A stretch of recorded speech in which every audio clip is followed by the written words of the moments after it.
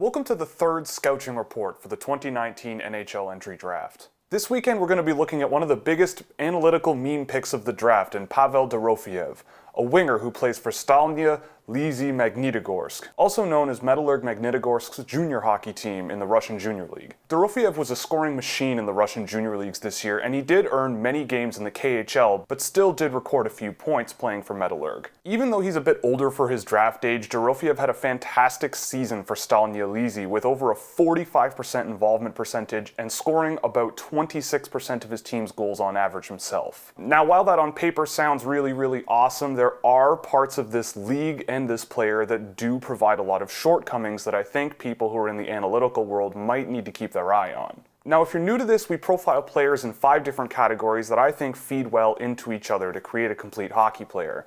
And those categories are think, move, get, pass, and shoot. And in each of these categories, what we'll do is give each player a number and a letter grade. The number indicates their overall level of talent at a given skill. So a tier 1 player would be amongst the best in the draft in that given skill. And the letter indicates the consistency at which I see that player playing at that level. So something like a 1C may not necessarily be better than someone like a 2B in the pass category, but it's just a way of gauging how the player plays that game in terms of that skill. So to get started, we're going to look at the think category, which is how does Pavel Dorofeyev think the game when he plays? Dorofeyev is a relatively high-level thinker of the game. He's not necessarily the most intense player you'll see on the ice, but he does play intelligently. He knows how to find open space in all areas of the ice. In his own end, he backchecks pretty well. He often doesn't float around his own blue line waiting for outlet passes unless there's a reason to do so. And in the offensive zone, he's not the most aggressive on the puck when it's along the boards, but he's more focused on finding open space in the offensive zone so that he can get himself in position to score or set up a nice passing play. He doesn't really get himself into too much trouble in transition moving up the ice. He moves the puck relatively efficiently and makes more safe plays than not so safe plays, and he does do a lot to push play in the right direction. He can be very dynamic in transition when he needs to be in terms of speed and puck control, but he's certainly at his best when the puck is hemmed in the offensive zone. And here's the first situation we can look at where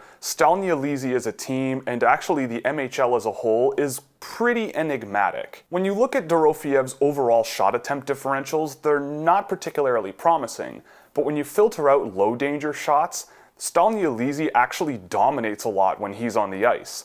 He gets himself into high and medium danger areas very easily, and the team does drive a lot of dangerous offense, but they do relinquish a lot of low danger shots against. The pace of play in this league is really slow, and someone like Dorofeyev has a lot of success based on just finding that open space and making simple plays and focusing a lot more on puck control rather than just generating a ton of speed. So in the think category, I'm giving Dorofeyev a 1C.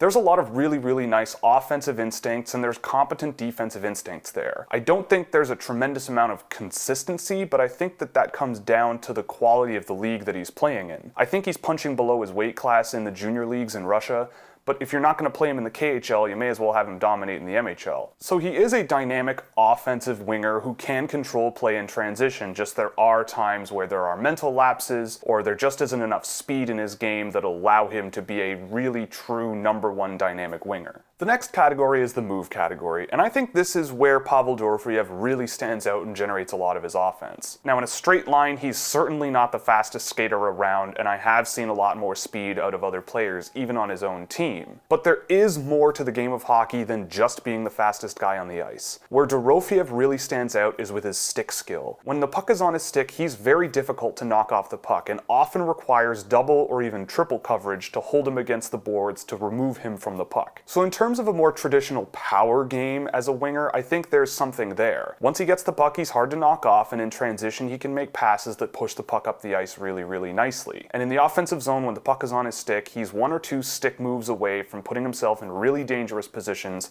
and finding an open teammate for an easy goal, or using his pretty good shot to get the puck in the back of the net that way. He's able to make necessary adjustments with the puck on his stick to evade defenders and get himself into dangerous positions. He also often finds himself in a stick handling in a phone booth type situation where he's on double coverage and does manage to find his way out of that type of pressure. So while he's not the fastest guy on the ice, he is very consistent with his ability to be mobile around the ice, and he does tend to focus a lot more on puck control and possession rather than just pushing the puck up the ice with a lot of speed. So in the move category, I'm giving Dorofeyev a 2B. Again, not the flashiest guy out there. He's not going to bring you out of your seat a lot of the time, but he just focuses on possessing the puck, holding on to the puck, finding open men, and finding open space. And at that, he does it at a relatively consistent level. Again, not a ton of mobility and not a ton of speed, but he does have the ability to hold on to pucks every single time I've seen him play. The next category we look at is the get category. How does Pavel Dorofeyev get the puck back when he doesn't have it? To me, this is arguably his biggest strength and weakness. When he has the puck and he loses it, he is right back in the play trying to get it back, and his stick skill is fantastic when it comes to getting pucks back that he's lost. But when he's away from the puck, he is certainly not that heavy of a forechecker, and that might be an issue moving forward for him when games speed up and get a lot more physical. Dorofeyev does seem to prefer open ice and finding open space for his teammates to find him,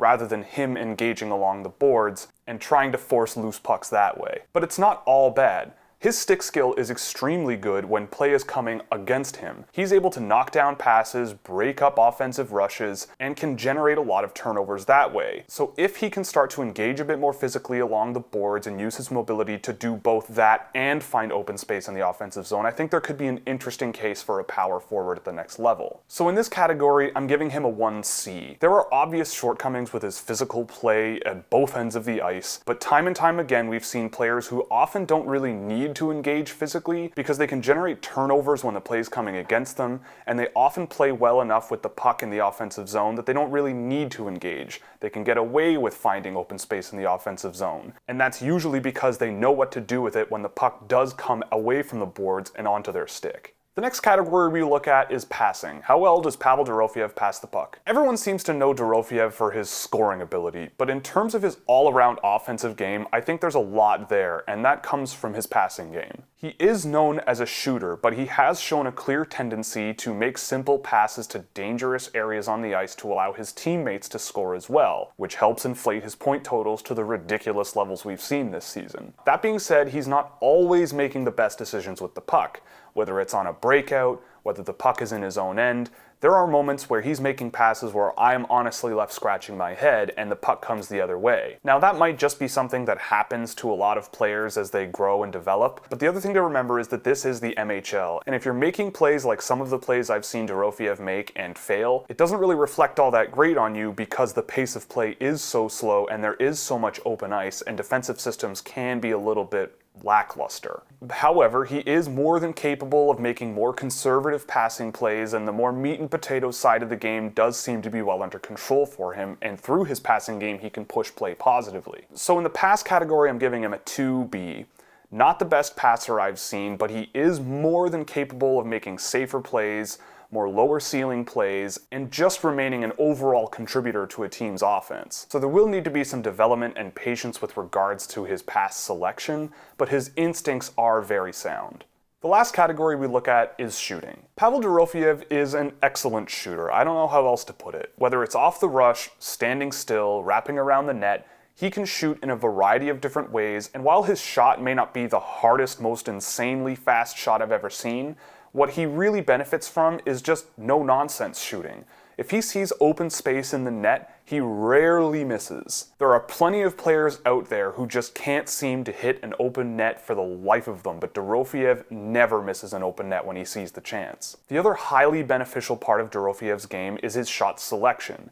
About 80% of his shots came from high and medium danger areas, which blows everyone else out of the water. Now, part of that might be the aforementioned lackluster defensive systems in the MHL, but the 7 games I tracked were against teams in his division that were in the top half of the standings, so they were the better teams in the group of teams he has to deal with over the course of the year. He's able to identify open space very, very quickly, and with his puck skill, he can get himself into dangerous areas and get medium and high danger chances, and he had many of them in the course of almost every game that I tracked. So in the shoot category, I'm giving him an easy 1C.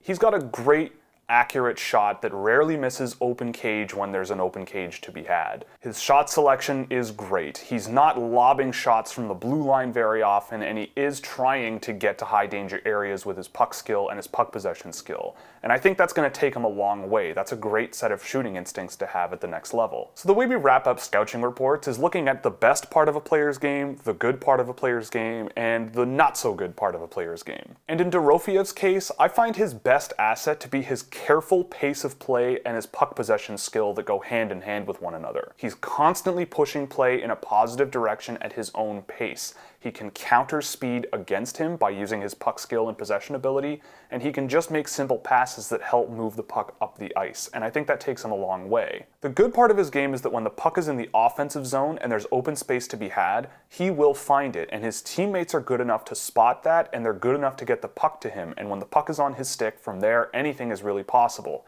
He could pass it to a teammate, shoot it himself, carry it for a better shot angle himself. The toolbox is really nice for him when the puck is in the offensive zone, and I think his instincts to get to dangerous areas and find space is going to take him a long way as well. The not so good part is that I don't think there's a ton of intensity to his game, and I think that's going to need to be something that improves over the years. Now, that kind of lack of intensity is very common in the MHL, and he is more than capable of knocking down passes in transition to turn pucks over and go the other way, but there is something to his game that I think he's going to need to add moving forward with regards to how physical he is. The other option would be to put him on a line with players who can make up for that lack of physicality to generate loose pucks, because once the puck is on his stick, on the way out of the defensive zone or into the offensive zone, he does a very good job making simple passes or simple stick plays to get out of the zone and going into the right direction. So overall, I'm giving Pavel Dorofeyev a 1D. I think there's a case to be made that one day he could be a very good power winger in the game, and especially on a power play, he could be very dangerous in front of the net at the next level. He's an attractive analytical package who brings a lot to his game, but it is very difficult to gauge him relative to the league that he plays in. It's a very different style of hockey to most of the leagues I've watched this year. There isn't a tremendous amount of top-end speed there all the time, but he does skate very efficiently, and he tends to focus more on possessing the puck and making simple little stick plays to create space for himself